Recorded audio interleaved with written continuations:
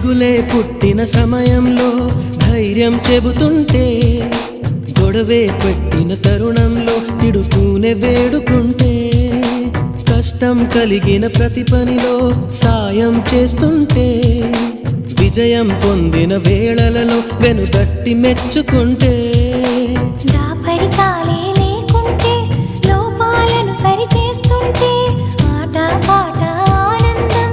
అన్నీ చెరి సగమవుతుంటే ప్రేమంటారా కాదంటారా? ఒకరికి ఒకరై ఉంటుంటే,